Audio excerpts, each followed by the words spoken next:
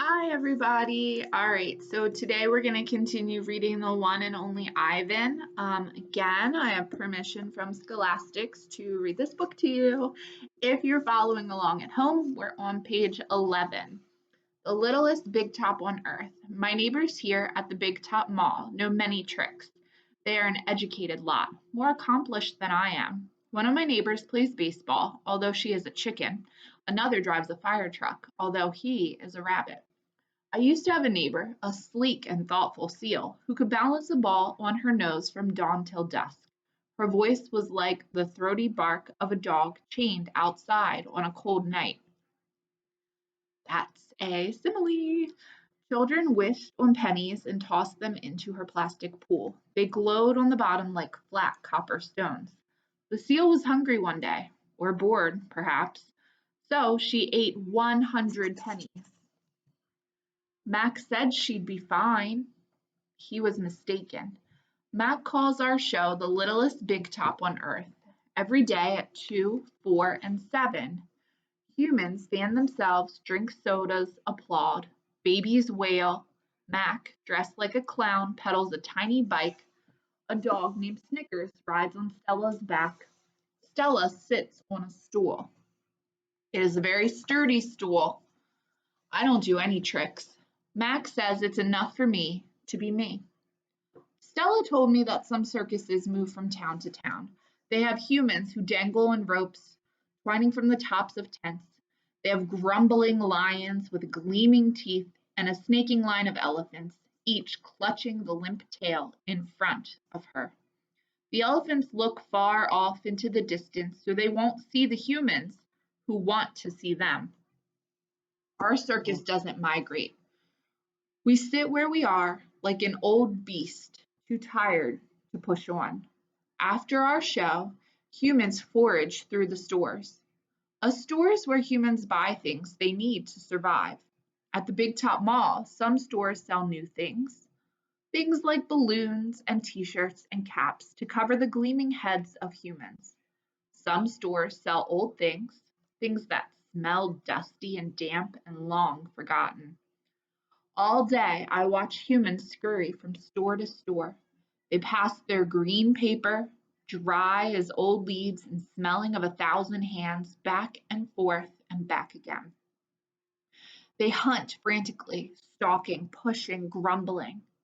Then they leave, clutching bags filled with things, bright things, soft things, big things. But no matter how full the bags, they always come back for more. Humans are clever indeed. They spin pink clouds you can eat. They build domains with flat waterfalls, but they are lousy hunters. Gone. Some animals live privately, unwatched, but that is not my life.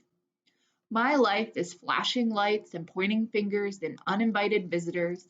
Inches away, humans flatten their little hands against the wall of glass that separates us. The glass says you are this and we are that, and that is how it will always be. Humans leave their fingerprints behind, sticky with candy, slick with sweat. Each night, a weary man comes to wipe them away.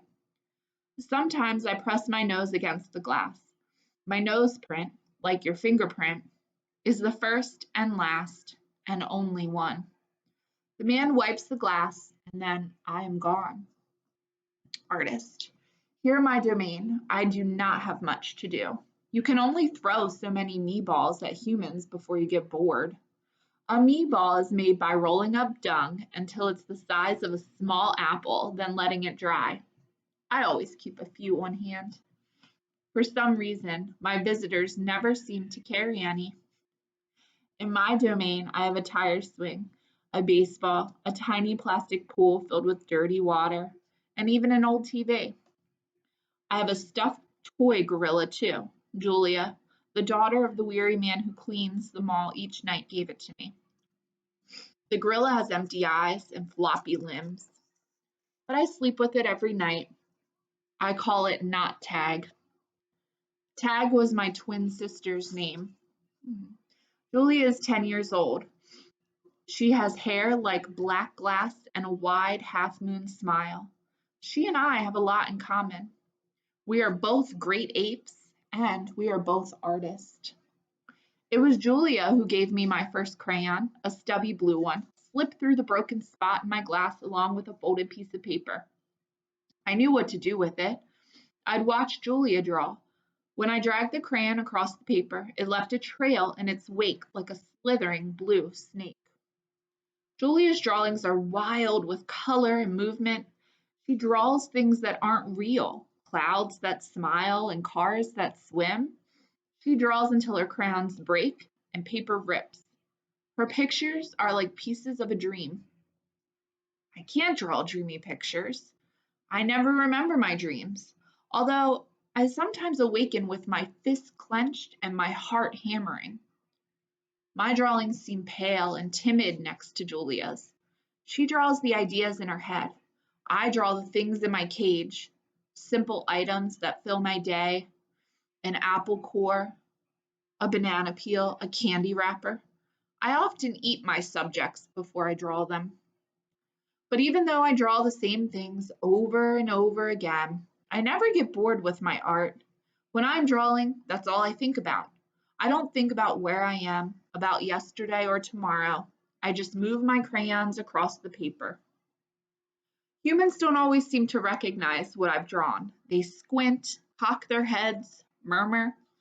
I'll draw a banana, a perfectly lovely banana, and they'll say, "It's a yellow airplane," or "It's a duck without wings." That's all right. I'm not drawing for them. I'm drawing for me. Max soon realized that people will pay for a picture made by a gorilla, even if they don't know what it is. Now I draw every day. My work sells them for $20 a piece, 25 with frame, at the gift shop near my domain. If I get tired and need a break, I eat my crayons. Shapes and clouds. I think I've always been an artist. Even as a baby, still clinging to my mother, I had an artist eye. I saw shapes in the clouds and sculptures in the tumbled stones at the bottom of a stream. I grabbed at colors, the crimson flower just out of reach, the ebony bird streaking past. I don't remember much about my early life, but I do remember this. Whenever I got the chance, I would dip my fingers into cool mud and use my mother's back for a canvas. She was a patient soul, my mother. Imagination. Someday, I hope I can draw the way Julia draws, imagining worlds that don't yet exist. I know what most humans think. They think gorillas don't have imaginations. They think we don't remember our past or ponder our futures. Come to think of it, I suppose they have a point. Mostly, I think about what is, not what could be. I've learned not to get my hopes up. The loneliest gorilla in the world. When the Big Top Mall was first built, it smelled of new paint and fresh hay, and humans came to visit from morning till night. They drifted past my domain like logs on a lazy river. Lately, a day might go by without a single visitor. Max says he's worried. He says I'm not cute anymore. He says, "Ivan, you've lost your magic, old guy. You used to be a hit." It's true that some of my visitors don't linger the way they used to. They stare through the glass. They cluck their tongues. They frown while I watch my TV. "He looks lonely," they say. Not long ago, a little boy stood before my glass, tears streaming down his smooth red cheeks. "He must be the loneliest gorilla in the world," he said, clutching his mother's hand. At times like that, I wish humans could understand me the way I can understand them. "It's not so bad," I wanted to tell the little boy. "With enough time, you can get used to almost anything." TV.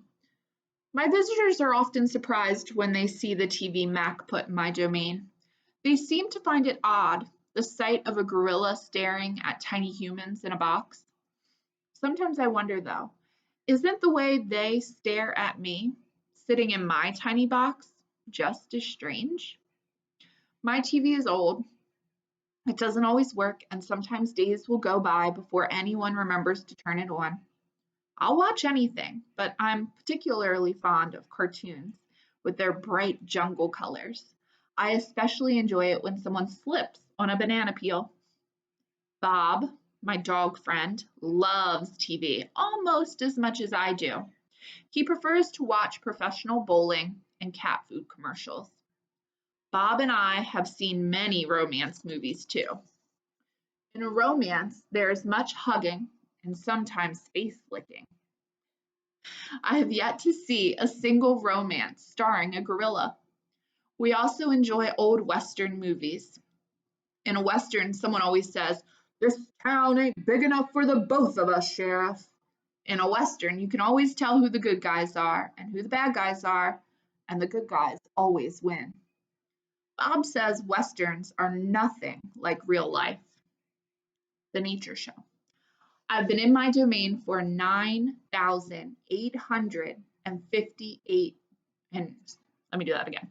I've been in my domain for 9,855 days alone.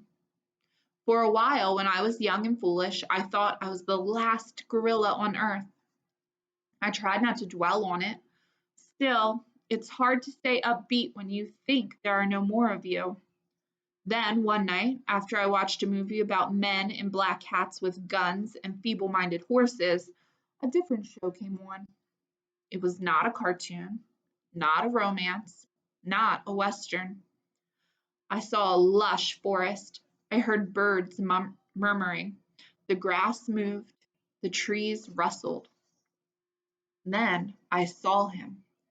He was a bit threadbare and scrawny, and not as good looking as I am, to be honest. But sure enough, he was a gorilla. As suddenly as he appeared, the gorilla vanished, and in his place was a scruffy white animal called, I learned, a polar bear, and then a chubby water creature called a manatee, and then another animal, and another. All night I sat wondering about the gorilla I'd glimpsed. Where did he live? Would he ever come to visit? If there was a he somewhere, could there be a she as well? Or was it just the two of us in all the world, trapped in our own separate boxes? Stella. Stella says she is sure I will see another real live gorilla someday. And I believe her because she is even older than I am and has eyes like black stars and knows more than I will ever know. Stella is a mountain. Oh, that's a metaphor. Next to her, I am a rock, and Bob is a grain of sand. Whoa, those are like really good metaphors right there. Every night when the stores close and the moon washes the world with milky light, Stella and I talk. We don't have much in common, but we have enough. We are huge and alone, and we both love yogurt raisins. Sometimes Stella tells a story of her childhood, of leafy canopies hidden by mist and the busy songs of flowing water. Unlike me, she recalls every detail of her past. Stella loves the moon with its untroubled smile. I love the feel of the sun on my belly. She says, "It is quite a belly, my friend." And I say, "Thank you, and so is yours." We talk, but not too much. Elephants, like gorillas, do not waste words. Stella used to perform in a large and famous circus, and she still does some of those tricks for our show. During one stunt, Stella stands on her hind legs while Snickers jumps on her head. It's hard to stand on your hind legs when you weigh more than 40 men. If you are a circus elephant and you stand on your hind legs while a dog jumps on your head, you get a treat. If you do not, the claw stick comes swinging. Elephant hide is thick as bark on an ancient tree. Simile. But a claw stick can pierce it like a leaf. Once, Stella saw a trainer hit a bull elephant with a claw stick. A bull is like a silverback, noble, contained, calm, like a cobra is calm. When the claw stick caught in the bull's flesh, he tossed the trainer into the air with his tusk. The man flew, Stella said, like an ugly bird. She never saw the bull again. All right, we're going to stop there for today.